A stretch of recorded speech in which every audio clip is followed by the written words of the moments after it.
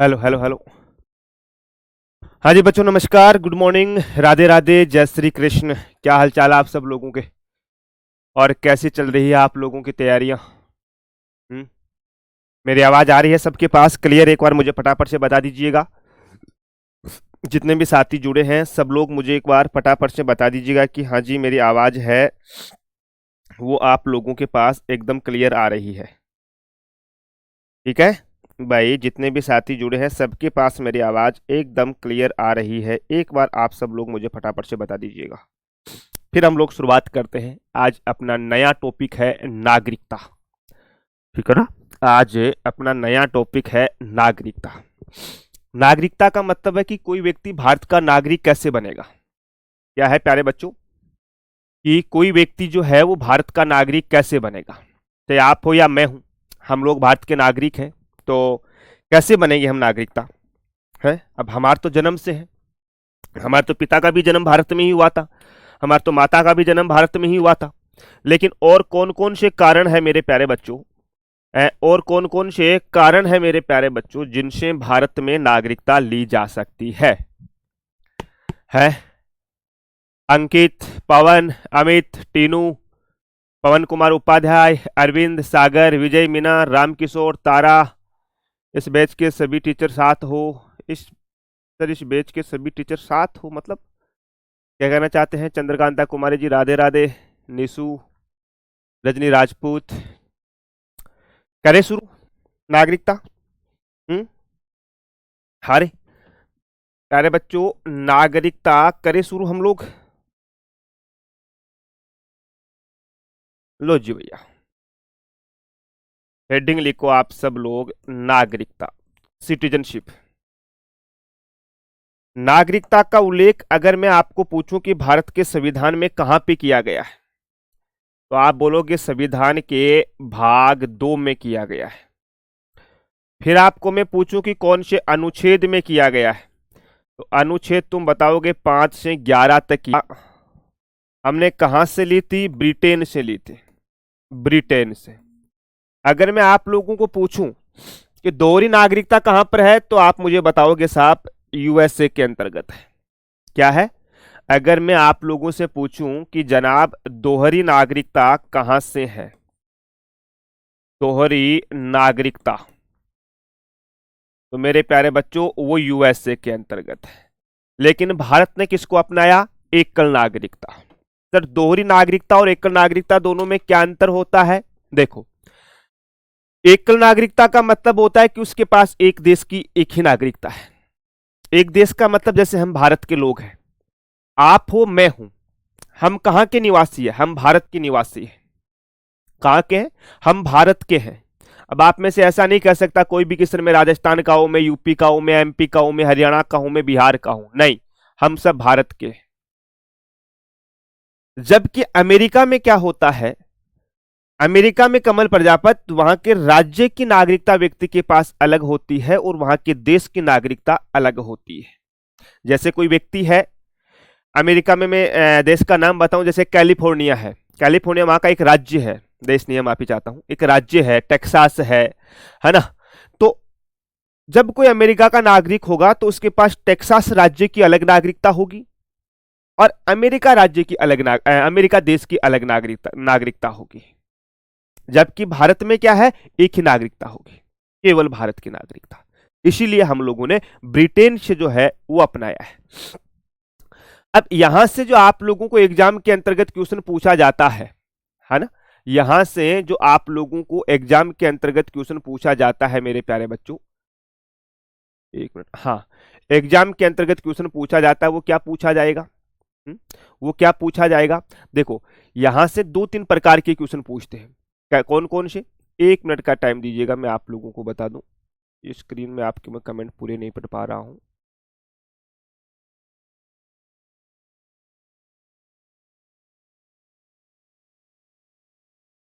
हाँ जी, है ना?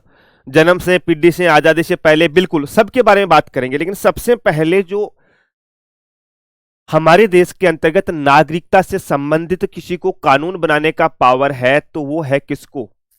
वो है किसको मेरे प्यारे बच्चों? हमारी संसद को मेरे प्यारे बच्चों। तो यहां मैं पहले आपको आर्टिकल 11 पढ़ाऊंगा, 5 नहीं पढ़ाऊंगा, है ना। अनुच्छेद 11 के अंतर्गत एक बात लिखी गई है, आर्टिकल 11 लिखो। ऐसा नहीं कि सीधा ही 11 बाकी भी पढ़ाएंगे, लेकिन पहले 11 लिखो कि संसद को नागरिकता से संबंधित विधि बनाने की शक्ति दी गई है। संसद को नागरिकता से संबंधित विधि बनाने की शक्ति दी गई है। विधि बनाने की शक्ति दी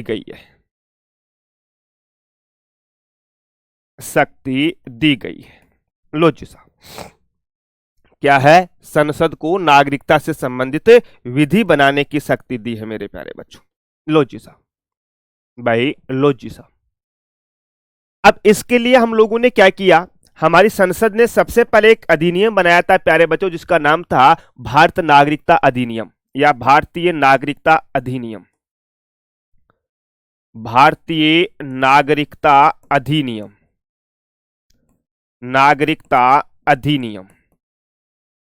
अधिनियम 1955।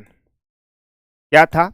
सबसे पहले हमने भारतीय नागरिकता अधिनियम 1955 बनाया हमारी संसद ने। क्यों? क्योंकि हमारा संविधान है, संविधान ने साफ साफ बोल दिया कि भैया विधि बनाने का पावर है, यानी नागरिकता से संबंधित कोई भी नया नियम बनाएगा तो हमारी संसद बनाएगी। और संसद ने सबसे पहले 1955 में यह नियम बनाया। ठीक है साहब। और 1955 के बाद में मेरे प्यारे बच्चों, इस अधिनियम के अंतर्गत अब तक मैं बताऊं तो 5 बार संशोधन हो चुका है। अब तक अगर मैं आप लोगों को बताऊं तो 5 बार संशोधन हो चुका है। कब कब हुआ? सबसे पहले 1986 के अंतर्गत हुआ मेरे प्यारे बच्चों, 1986 में। उसके बाद में 1992 के अंतर्गत मेरे प्यारे बच्चों। उसके बाद में 2003 के अंतर्गत, फिर 2005 के अंतर्गत, और फिर 2019 के अंतर्गत। जो 2019 वाला बहुत ज्यादा विवादों के अंतर्गत रहा था दोस्तों। ठीक है। और इसी अधिनियम के तहत मेरे प्यारे बच्चों 5 प्रकार से नागरिकता प्राप्त की जा सकती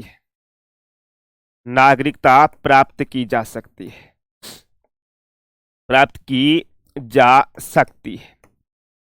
लो जी भैया, सर ये 5 प्रकार कौन कौन से हैं? भाई 5 प्रकार कौन कौन से हैं मेरे प्यारे बच्चों? बताओ। देखिए, सबसे पहला जो प्रकार है वो है मेरे प्यारे बच्चों 26 जनवरी 1950 के बाद भारत में उसका जन्म हुआ हो, है ना भाई। 26 जनवरी 1950 के बाद भारत में जन्म या उसके जन्म के समय माता पिता भारत के नागरिक है। मतलब नागरिक तो क्या, जब नागरिक होंगे तभी भारत में जन्म होगा ना। अरे बताओ। देखिए, है पहला क्या होगा मेरे प्यारे बच्चों? 26 जनवरी 1950 के बाद भारत के अंतर्गत मेरे प्यारे बच्चों जन्म हुआ उसको। ठीक है, बहुत बढ़िया सा, है ना। पहला क्या है? जन्म के आधार पे। 1 नंबर पे लिख लो आप लोग, जन्म के आधार पर। यानी 26 जनवरी 1950 के बाद, 50 के बाद आपका जन्म भारत में हुआ हो। लो जी भैया, है ना। 26 जनवरी 1950 के बाद आपका जन्म भारत के अंतर्गत हुआ हो। ये बात हमने सबसे पहले बोली। क्या किया? ये बात हम लोगों ने सबसे पहले बोली कि भैया ऐसा कोई व्यक्ति जिनका जन्म भारत के अंतर्गत हुआ हो। ठीक है जी साहब, भाई ठीक है जी मेरे प्यारे बच्चों। दूसरी चीज में बताऊं आप लोगों को इसके अंतर्गत, है ना। दूसरी चीज में बताऊं मेरे प्यारे बच्चों, प्यारे बच्चों इसके अंतर्गत बताऊं कि अब उसके बाद में हम लोगों ने इसमें संशोधन किया 1986 के अंतर्गत, है ना। इसी में मेरे प्यारे बच्चों संशोधन किया 1986 में। संशोधन किया और इस संशोधन में क्या बोला, इस संशोधन में हम लोगों ने क्या बोला कि साहब कोई ऐसा व्यक्ति जिनके माता पिता का जन्म भारत में हुआ हो, है ना भाई। 1955 में तो हमने बोला कि 26 जनवरी के बाद में जिनका जन्म भारत में हुआ वो भारत का नागरिक होगा, लेकिन 1986 के अंतर्गत हमने बोल दिया कि माता या पिता का जन्म किसी एक का भारत में हुआ हो, माता पिता का जन्म भारत में हुआ हो, जन्म भारत में।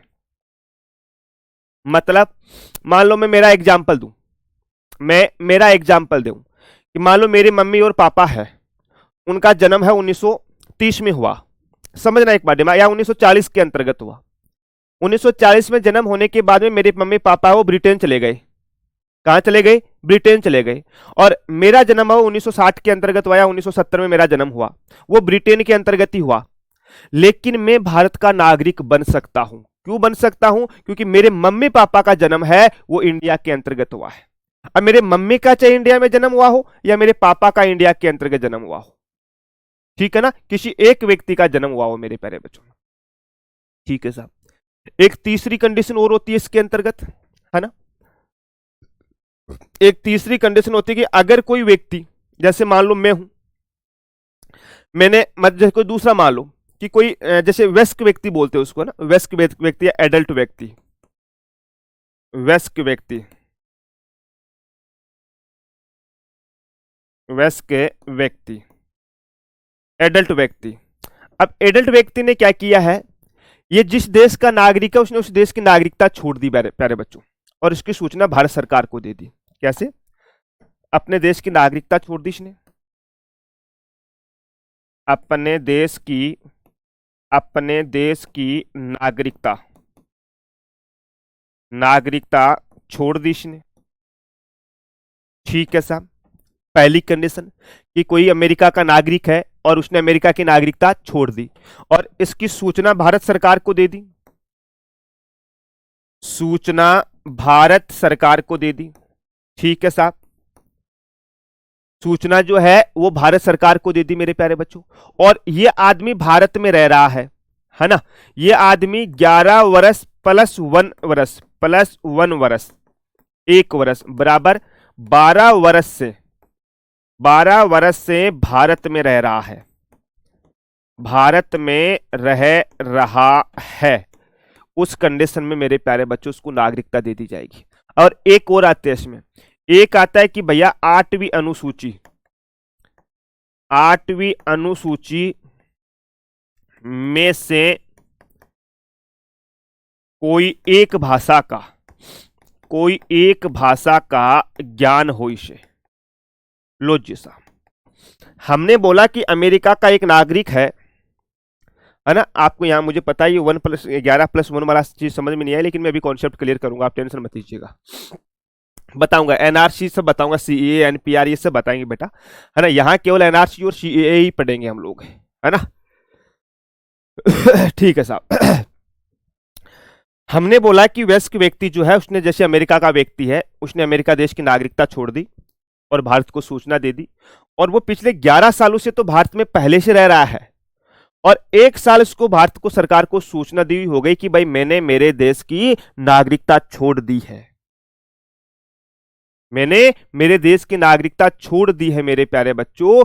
और फिर मेरे दोस्त उसको 8वीं अनुसूची में जो 22 भाषा है उनमें से कोई भी एक भाषा का ज्ञान हो तो वो भारत का नागरिक बन सकता है, तो वो भारत का नागरिक बन सकता है मेरे प्यारे बच्चों। ये आप लोगों को ध्यान रखना है, ठीक है ना भाई, ये आप लोगों को ध्यान रखना है। बताओ ये मामला क्लियर यहां तक? बिल्कुल साहब क्लियर गुरुजी। दूसरा इसके अंतर्गत मैं आप लोगों को एक बताऊं और, है ना भाई, दूसरा आपको मैं बताऊं, ये तो वयस्क व्यक्ति हो गया, है ना, ठीक है साहब। अब आता है साहब कि गुरुजी एक होता है देशीयकरण या पंजीकरण से नागरिकता, वो कैसे होती है ना भाई। एक होती है देशीकरण या पंजीकरण से दोस्तों, देशीयकरण या पंजीकरण मेरे प्यारे बच्चों, है ना। देशीकरण या पंजीकरण से कैसे नागरिकता प्राप्त कर सकता है मेरे प्यारे, जो जिसको बाय नेशनलाइजेशन बोला जाता है, ठीक। कि कोई व्यक्ति है है ना, कोई व्यक्ति है मेरे प्यारे बच्चों, वो भारत की नागरिकता प्राप्त करना चाहता है, ठीक है साहब। अपराध क्या है उसका? अपराध है कि यूएसए से 2 वर्ष की या इससे ज्यादा सजा मिली है उसको, मतलब कोई दूसरा देश है। यूएसए तो मैं एग्जाम्पल के तौर पे बता रहा हूँ, कोई भी मान लो।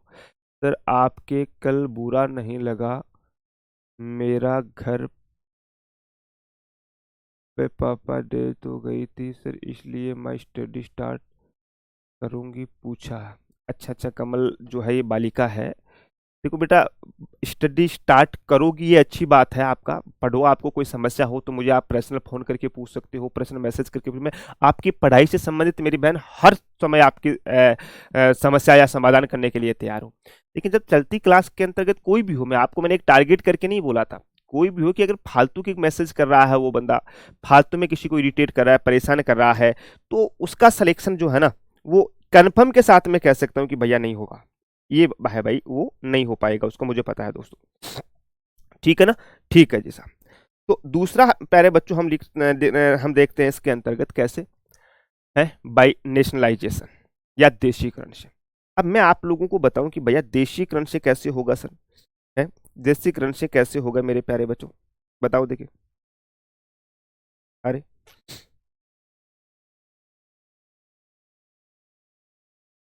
अरे अरे, ये देशीकरण से तो बताया था हमने, यहाँ देशीकरण तो यहाँ लिखना चाहिए हम लोग, ये जो वेस्ट व्यक्ति है ना, ये देशीकरण वाला है, ये 2 नंबर लगा लो आप, ये 2 नंबर लगा लो, ये देशीकरण ही है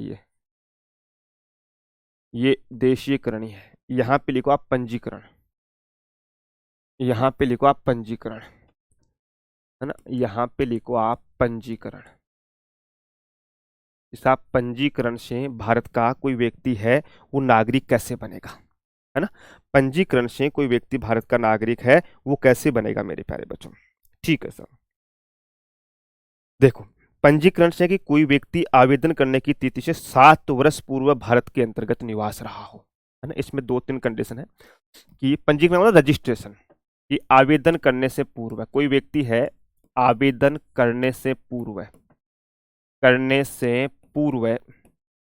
पूर्व 7 वर्ष तक, 7 वर्ष तक भारत का भारत में रह रहा हो, ऐसे लिखो, 7 वर्ष तक या 7 वर्ष तक भारत, 7 वर्ष से भारत में रह रहा हो, ऐसे लिखो, से भारत में रह रहा हो, भारत में रह रहा हो मेरे प्यारे बच्चों, ठीक है ना। पहला क्या है, 7 साल से वो व्यक्ति भारत में रह रहा हो, ठीक है साहब, ठीक है साहब। फिर फिर लिखो इसके अंतर्गत मेरे प्यारे बच्चों, है ना, फिर लिखो मेरे प्यारे बच्चों कि ऐसे व्यक्ति जिसका जन्म भारत में हुआ हो किंतु जो भारत से बाहर किसी अन्य देश में निवास कर रहा हो, वो भी मेरे प्यारे बच्चों पंजीकरण से कर रहा हो, रह सकता है। कि ऐसा व्यक्ति जिनका जन्म भारत में हुआ हो, जिनका जन्म भारत में हुआ हो, भारत में हुआ हो, परंतु परंतु उसने उसने अन्य देश की नागरिकता, अन्य देश की नागरिकता ग्रहण कर ली हो, ग्रहण कर ली हो, लो जी साहब, है ना। तो भी मेरे प्यारे बच्चों वो पंजीकरण के माध्यम से भारत का नागरिक बन सकता है प्यारे बच्चों, ठीक है साहब। या ऐसी विदेशी महिला जो किसी भारतीय से विवाह कर चुकी हो या करने वाली हो, ऐसी भारतीय महिला, ऐसी महिला, भारतीय मत लिखो, ऐसी महिला, महिला जिसने जिसने किसी भारतीय से विवाह कर लिया हो, किसी भारतीय से विवाह कर लिया हो,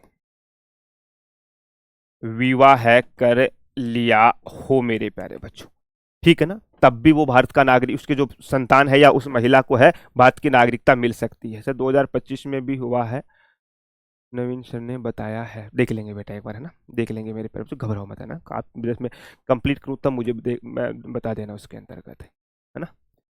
हाँ ठीक है, बिल्कुल। 2015 में हुआ है, 5 में हुआ है बेटा, 3 और 2005 और 2015 बिल्कुल हुआ है मेरे प्यारे बच्चे, 2015, है ना, 2015 और 2019, क्षमा प्रार्थी हूँ ये, इसमें संशोधन एक और लिख लेना आप लोग, बहुत बढ़िया, ठीक है ना, कि कोई ऐसी महिला जिसने किसी भारतीय से विवाह कर लिया हो मेरे प्यारे बच्चों, ठीक है साहब भाई। तो इस कंडीशन के अंतर्गत कोई भी व्यक्ति हो पंजीकरण के आधार पे सूचना दे सकता है, या पंजीकरण के आधार पे मेरे प्यारे बच्चों भारत का नागरिक बन सकता है, ठीक है। हाँ, अब एक आता है वंश परंपरा के आधार पे, एक लिख लो आप, वंश परंपरा, वंश परंपरा। अब वंश परंपरा वाला यहाँ पे लिख सकते हैं हम लोग, जैसे मैंने आपको यहाँ समझा दिया था, जन्म के आधार पे हो गया, ठीक है साहब, सूचना ये हो गई, पंजीकरण हो गई, वंश परंपरा, हाँ ये लिखा, वंश परंपरा के आधार पर, के आधार पर, वंश परंपरा के आधार पर क्या होता है मेरे प्यारे बच्चों, अरे बताओ, देखिए इसमें लिखो कि 26 जनवरी 1950, 26 जनवरी 1950 के बाद भारत से बाहर जन्म लेने वाला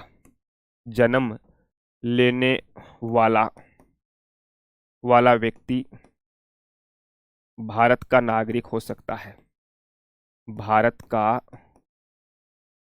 नागरिक हो सकता है ना, लेकिन किस कंडीशन के अंतर्गत हो सकता है मेरे प्यारे बच्चों, अरे किस कंडीशन के अंतर्गत हो सकता है मेरे प्यारे बच्चों, जैसे एग्जाम्पल के तौर पे बताऊं मैं, है ना, एग्जाम्पल के तौर पे बताऊं कि कोई बच्चा है, इस बच्चे का जन्म जो है वो यूएसए के अंतर्गत हुआ है, इसका जन्म है वो यूएसए के अंतर्गत हुआ है, कोई भी बच्चा मान लो, आप मान लो, मैं मान लूं, कोई भी है जिसका जन्म है वो कहाँ पे हुआ है, यूएसए के अंतर्गत हुआ है मेरे प्यारे बच्चों, ठीक है साहब, ठीक है ना, बिल्कुल साहब। लेकिन मान के चलो मेरे प्यारे बच्चों, अब इनके पिता या माता, इनकी चाहे आप माता मान लो, है ना, इनकी माता मान लो या इनका पिता मान लो, है ना, या इनका पिता मान लो, इन दोनों में से कोई एक भारत का नागरिक, जैसे मान लो ये यूएसए की है, माता यूएसए की है, लेकिन पिता का जो जन्म है भारत में हुआ था, पिता का जन्म है वो भारत के अंतर्गत हुआ। अब पिताजी थे, अमेरिका में घूमने गए, वहां किसी महिला से प्रेम प्रसंग हो गया, शादी कर ली, वहां बच्चा हो गया, तो ये बच्चा भारत का नागरिक हो सकता है प्यारे बच्चों, समझ गए। हमने क्या लिखा, वंश परंपरा के आधार पे, यानी माता या पिता में, अच्छा जरूरी नहीं कि केवल पिता ही भारत का नागरिक हो, माता भी भारत की नागरिक हो सकती है, कि अगर कोई भारतीय महिला है, उसने किसी विदेशी पुरुष से शादी कर ली, तो उसकी जो संतान है वो भी भारत की नागरिकता ले सकता है प्यारे बच्चों। हाँ, अमित तिवारी बिल्कुल, सीमा हैदर जो है वो भारत की नागरिकता ले सकती है। अब क्यों, क्योंकि भाई साहब उसने सचिन से शादी कर ली है, ठीक है। तो ये हो गया प्यारे बच्चों वंश परंपरा के आधार पे मेरे प्यारे डियर, ठीक है। तो वंश परंपरा के आधार पे देख लिया हमने, जन्म से देख लिया मेरे प्यारे बच्चों, पंजीकरण से देख लिया, देशीकरण से देख लिया, और एक लास्ट लिख लो आप भूमि के अर्जन द्वारा, और एक लिखो आप भूमि अर्जन द्वारा, भूमि के अर्जन, अर्जन का मतलब जानते हो ना, ग्रहण, अर्जन या ग्रहण द्वारा मेरे प्यारे बच्चों, लो जी साहब, है ना, अर्जन या ग्रहण, मतलब यह है कि जैसे भारत है, भारत ने पाकिस्तान पे कब्जा कर लिया, तो पाकिस्तान के लोग भारत के नागरिक हो जाएंगे, है ना। यदि भारत ने किसी अन्य भूमि, यदि भारत ने किसी अन्य देश या क्षेत्र पर कब्जा कर लिया या अधिग्रहण कर लिया, क्षेत्र पर अधिग्रहण कर लिया,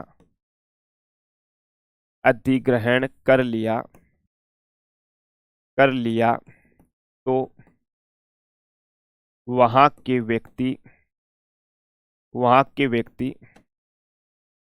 भारतीय निवासी होंगे प्यारे बच्चों, भारतीय निवासी होंगे मेरे प्यारे डियर। ये लो जी भाई साहब, ये भैया भूमि के अर्जन ग्रहण से है ना, कि कोई भी व्यक्ति से पाकिस्तान पे हमने कब्जा कर लिया तो पाकिस्तान की चीजें है वो हमारी हो जाएगी, बिल्कुल। अमित तिवारी, जैसे राजीव गांधी, हाँ प्रियंका चोपड़ा, बिल्कुल प्रियंका चोपड़ा ने दूसरे देश में शादी कर ली, डोली राठौड़, बिल्कुल सही है, तो अब वो वहां की हो जाएगी। ठीक है, बिल्कुल साहब। उसके बाद में आता है मेरे प्यारे बच्चों, नागरिकता का अंत कैसे करते हैं हम लोग, है ना। कोई व्यक्ति है, उसकी नागरिकता समाप्त कैसे करते हैं, लिख लो, नागरिकता समाप्त। कोई भी व्यक्ति है, उसकी नागरिकता समाप्त कैसे करते हैं हम लोग, उसके कौन कौन से कारण हैं मेरे प्यारे बच्चों।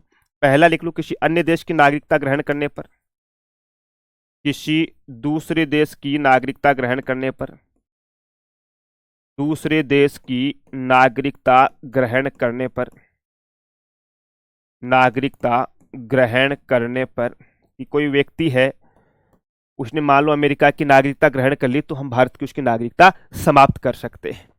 दूसरा आता है प्यारे बच्चों, नागरिकता का परित्याग करने पर, कोई भारत की स्वेच्छा से नागरिकता छोड़ दे।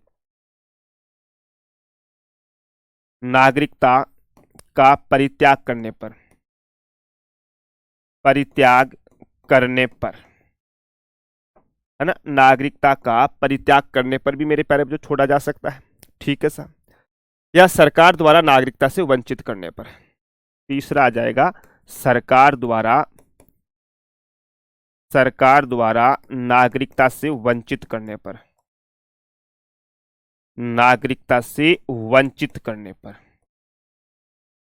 वंचित करने पर सरकार ने उसकी नागरिकता है वो समाप्त कर दी मेरे प्यारे बच्चों। इस कंडीशन से हम किसी व्यक्ति की नागरिकता समाप्त कर सकते हैं। ठीक है ना। और भारत सरकार है वो किस आधार पे करती है, हमारी भारत सरकार है वो किस आधार पे किसी व्यक्ति की नागरिकता समाप्त करेगी।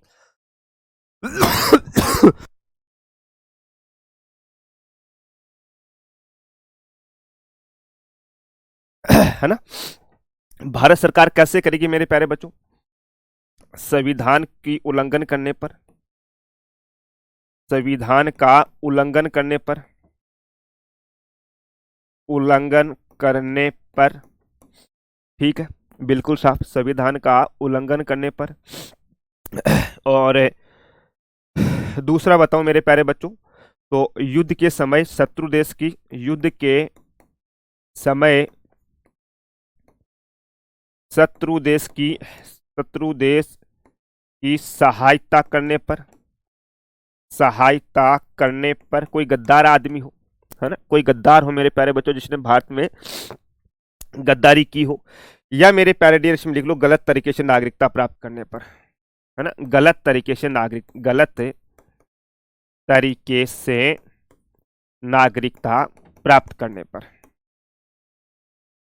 नागरिकता प्राप्त करने पर मेरे प्यारे बच्चों, कि कोई व्यक्ति है जिसने भारत में गलत तरीके से नागरिकता प्राप्त की है, तो उसकी भी समाप्त की जा सकती है साहब। बहुत बढ़िया, है ना। यह आप लोगों को ध्यान रखना है ना भैया, आप लोगों को ध्यान रखना है मेरे प्यारे बच्चों। ठीक है, ठीक है जी साहब। अब मैं आप लोगों को थोड़ा सा एक जो CAA है उसके बारे में बात करते हैं। अभी आर्टिकल 5, 6, 7, 8, 9, 10 के बारे में बातें करेंगे। अब थोड़ा सा हम लोग जो है ना, एक बार मेरे प्यारे बच्चों, है ना, एक बार जो है CAA जिसको हम सिटीजनशिप अमेंडमेंट एक्ट बोलते हैं उसके बारे में बात करते हैं, क्योंकि यहां से क्वेश्चन काफी बार परीक्षा के अंतर्गत पूछा गया है। ठीक है ना। तो लिखो, नागरिकता संशोधन विधेयक, है ना, नागरिकता संशोधन विधेयक, नागरिकता संशोधन विधेयक, विधेयक 2019 जिसको CAA बोलते हैं, सिटीजनशिप अमेंडमेंट एक्ट मेरे प्यारे बच्चों। क्या है, citizenship amendment act, citizenship amendment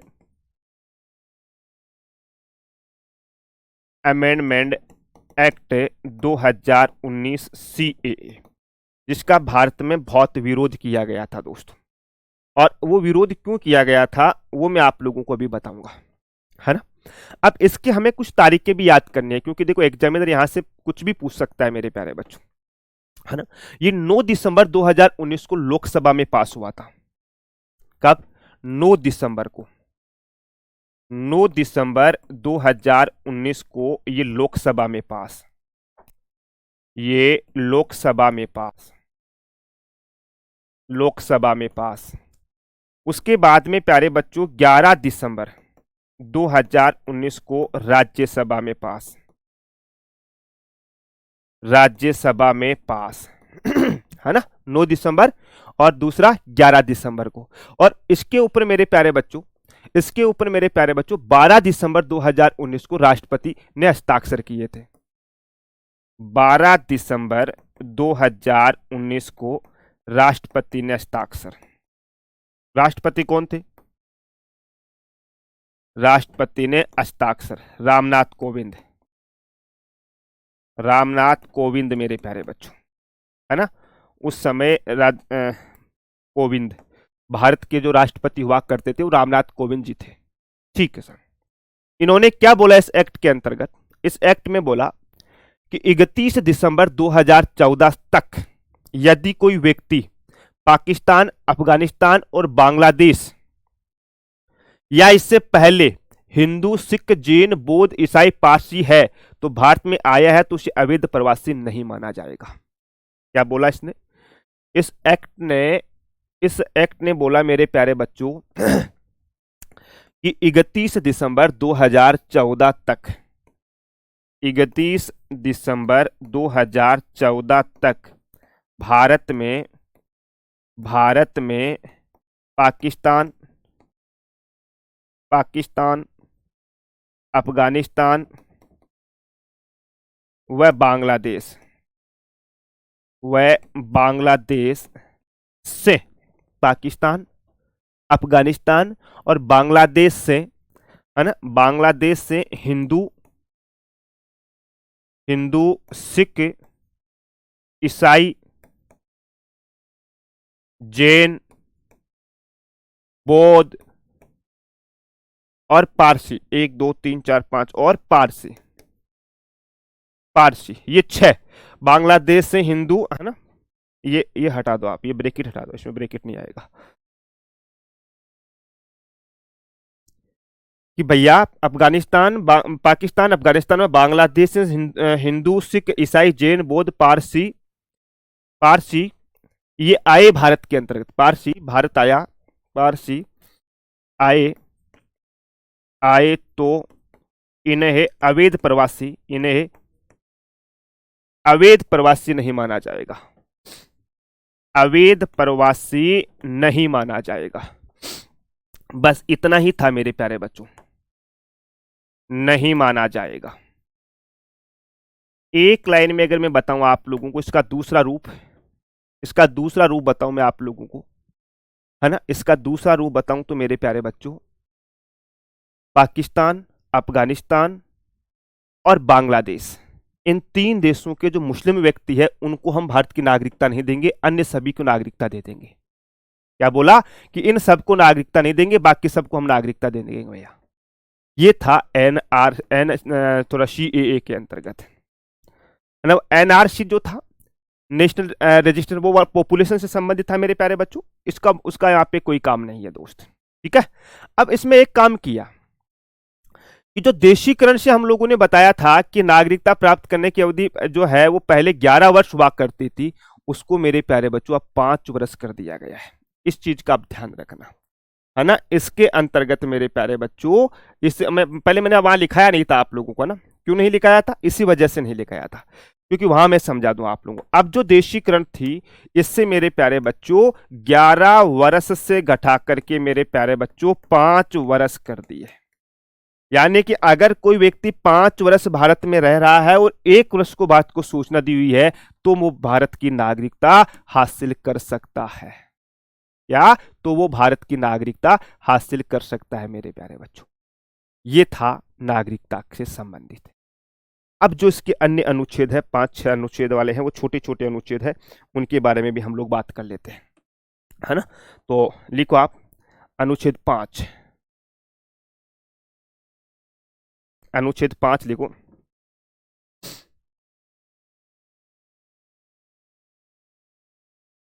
अनुच्छेद 5, 5 में सीधा बोला गया है, क्या बोला गया है कि संविधान के प्रारंभ पर नागरिकता के बारे में, संविधान के प्रारंभ में, संविधान के प्रारंभ में भारत की नागरिकता, भारत की प्रारंभ पर नागरिकता के बारे में, ऐसे लिखो, प्रारंभ पर नागरिकता, प्रारंभ पर नागरिकता के बारे में, नागरिकता के बारे में, ठीक है ना, कि भैया भारत के अंतर्गत जो भी व्यक्ति होंगे, है ना, 26 जनवरी 1950 के बाद में जन्म हुआ वो भारत के नागरिक होंगे साहब। 2019 से 2014, कैसे 2019 बेटा, 2014 से, अगर 2019 में एक्ट पास किया कि साहब 2014 तक, 14 से अगर कोई भारत में व्यक्ति रह रहा है, अब भाई कोई व्यक्ति भारत में रह रहा है, जैसे आज एक्ट पारित किया तो ऐसा थोड़ी कि वो आज ही भारत में रह रहा है। दुनिया के बहुत से लोग भारत के अंतर्गत, प्यारे बच्चों, कई सालों से रह रहे हैं। हमारे देश के लोग हैं वो दूसरे सालों में रह रहे हैं, है ना भाई, वो भी तो दूसरे सालों में रह रहे हैं।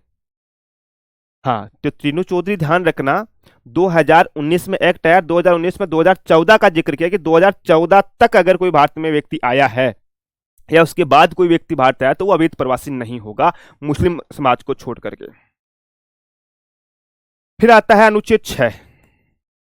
अनुच्छेद 6 क्या बोलता है? अनुच्छेद 6 बोलता है कि पाकिस्तान से भारत आने वाले व्यक्तियों की नागरिकता का अधिकार, पाकिस्तान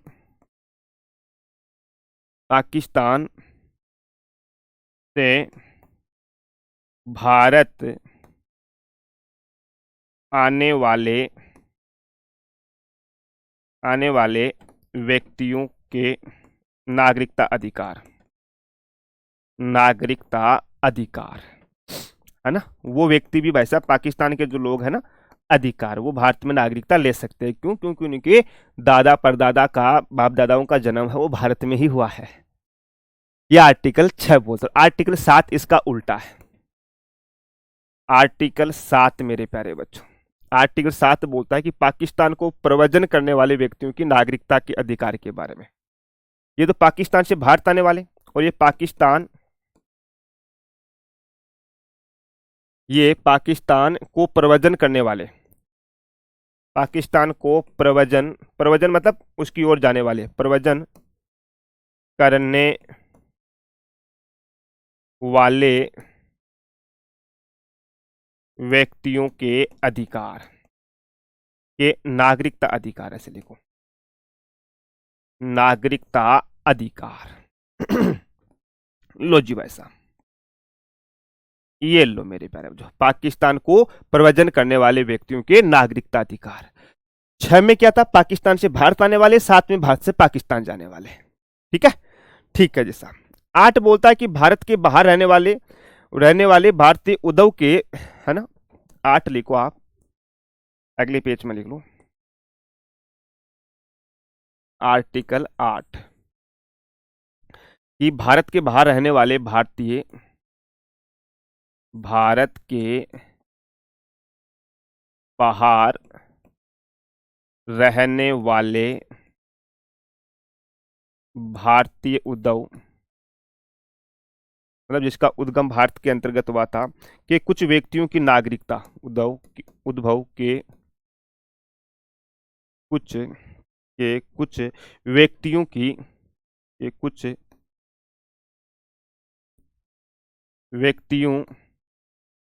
कुछ व्यक्तियों के नागरिकता अधिकार, है ना, जो मैंने देशीकरण वाला बताया था।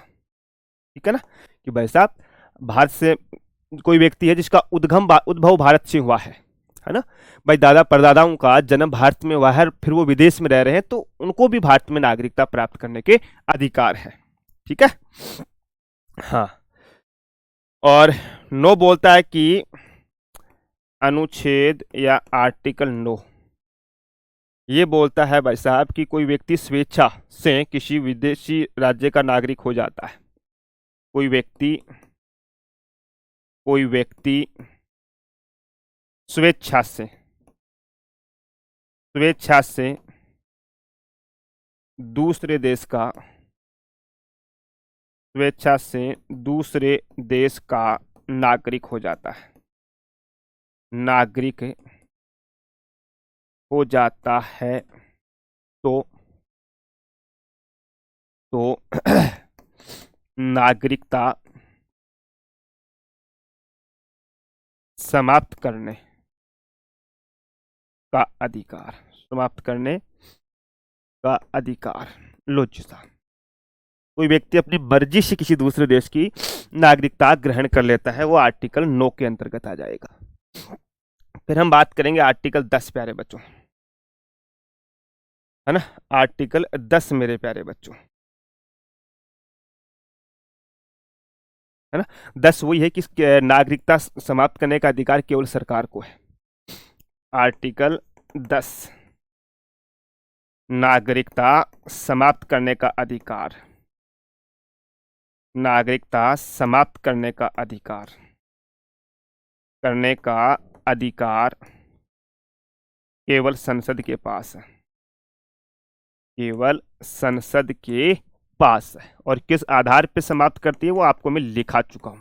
ये आर्टिकल मैंने आपको लिखा दिए जो आपको कभी नहीं पूछे जाएंगे। आज तक नागरिकता से जो क्वेश्चन पूछे गए हैं वो ये मैंने आपको ये 5 चीजें लिखाई है ना। भूमि वाला लिखा दिया आपका, वंश परंपरा के आधार पे, पंजीकरण के आधार पे, देशीकरण के आधार पे, जन्म के आधार पे। ये 5 चीजें याद रख लेना। वैसे पुराने एग्जाम्स की मैं बात करूं तो नागरिकता से संबंधित क्वेश्चन बहुत कम पूछे गए हैं, है ना भाई। नागरिकता से संबंधित क्वेश्चन है वो बहुत कम पूछे गए हैं, लेकिन इसका मतलब ये तो है नहीं कि हम लोगों को भविष्य में फिर ना पूछा जाए, है ना। तो हम अपना काम तो पूरा कर ही लेंगे भैया। और अगर मैं आपको नहीं पढ़ाऊंगा तो आप तो मुझे बोलोगे सर आपने हमारा सिलेबस कंप्लीट ही नहीं करवाया। तो भाई मुझे तो पढ़ाना तो पड़ेगा आप लोगों को, और मैं पढ़ाऊंगा भैया, भाई पढ़ाऊंगा तो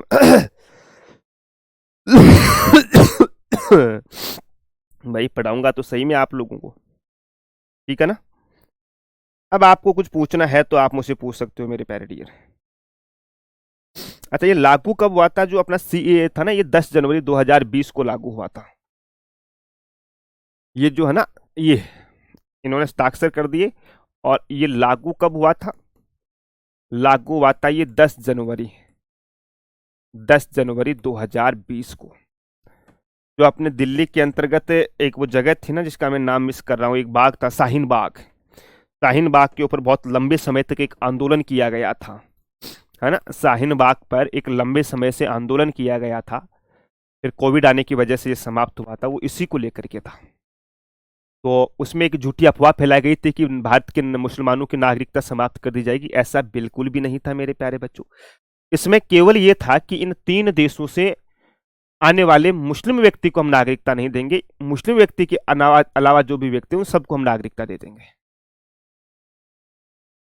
हाँ सर, ऐसे है उसका आप जो इजी है। अच्छा अच्छा, हाँ, टिन्नू बोले कि जो इजी है उसको आप बोल देते हो, एग्जाम में नहीं पूछे जाते हैं। टेलीग्राम पे नेगेटिव बातें बहुत ज़्यादा हो रही है जो डराती है। अमित तिवारी, चलता रहता है बेटा। देखो हर आदमी होता है, वो कैसे ही बात कर सकता है, हम उसको पकड़ तो सकते नहीं है, ना किसी को चुप करवा सकते हैं। बोलने का अधिकार है, मैंने खुद नहीं बताया, आर्टिकल 19 के अंतर्गत, मूल अधिकारों के अंतर्गत बोल सकते हैं भाई साहब, है। हाँ सर प्लीज, मैं आपको टेलीग्राम पर क्वेश्चन भेजा है, शोभा मैं देख लूंगा ना। कई बार टेलीग्राम पे आप चीजें भेजते हो ना, वो देख नहीं पाता, व्हाट्सएप पे भेज दिया करो आप लोग, फिर एक बार दोबारा रिमाइंडर करवा दिया करो। 11 मार्च 2024 को सीएए, 11 मार्च नहीं बेटा, 10 जनवरी था इसमें। हाँ दिलीप, एक आध बार पूछा, 100 में से एक आध बार पूछा जाता है ना, 100 में से एक आध बार। अब कल है शनिवार, है ना। कल का टॉपिक होगा अपना जुडिकल रिव्यू को हिंदी में क्या बोलेंगे हम लोग? न्यायिक पुनरावलोकन। कल हमारा टॉपिक होगा न्यायिक पुनरावलोकन, न्यायिक पुनरावलोकन, न्यायिक पुनरावलोकन व न्यायिक सक्रियता, व न्यायिक सक्रियता। छोटा सा टॉपिक है ना।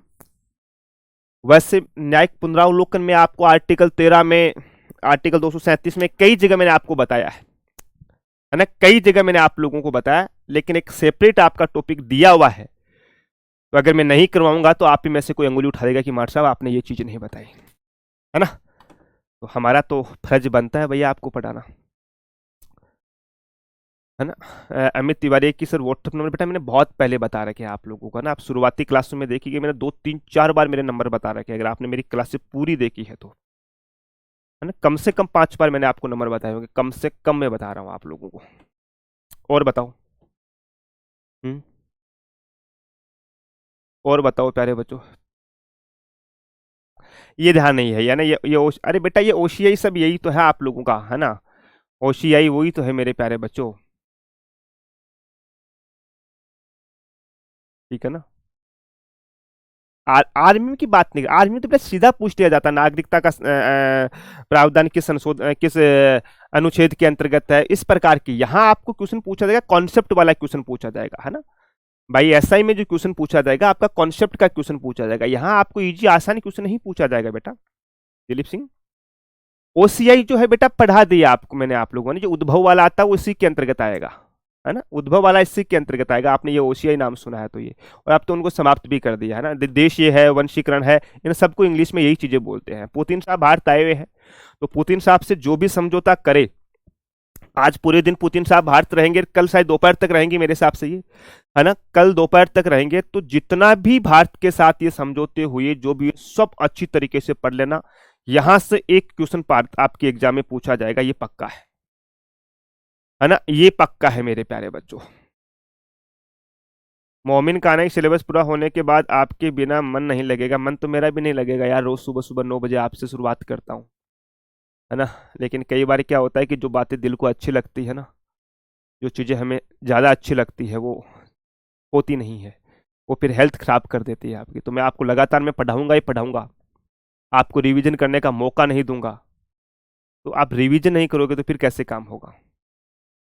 अरे बेटा एनआरआई पीआईओ उपेंद्र बता दिया ना मैंने। एनआरआई पीओ का मतलब है कि हमारे मम्मी पापा का जन्म भारत में हुआ और वो दूसरे देश में रह रहे हैं, ये मैंने हिंदी में लिखा दिया बेटा। एनआरआई का मतलब क्या होता है, नॉन रेजिडेंस इंडियन, है ना। एनआरआई कौन है कि मेरे मम्मी पापा का जन्म भारत में हुआ है और वो रहे अमेरिका में रहे हैं, और मेरा जन्म वहां हुआ है तो मैं भारत में रह सकता हूं। मैंने यहाँ पे लिखा है बेटा, ये वंश परंपरा के आधार पे, थोड़ा अगर तुम दिमाग की बत्तियां चालू रखते हो तो, है ना, थोड़ी दिमाग की बत्तियां चालू रखते हो तो मेरे प्यारे बच्चों, वंश परंपरा के आधार पे कि 26 जनवरी के बाद भारत से बाहर जन्म लेने वाला व्यक्ति भारत का नागरिक हो सकता है। कैसे, बच्चे का जन्म यूएसए में हुआ हो, माता पिता में से कोई एक भारत का हुआ, ठीक है ना। मैंने मेरा एग्जाम्पल देके बताया आप लोगों को, ठीक है। लो जी मेरे प्यारे बच्चों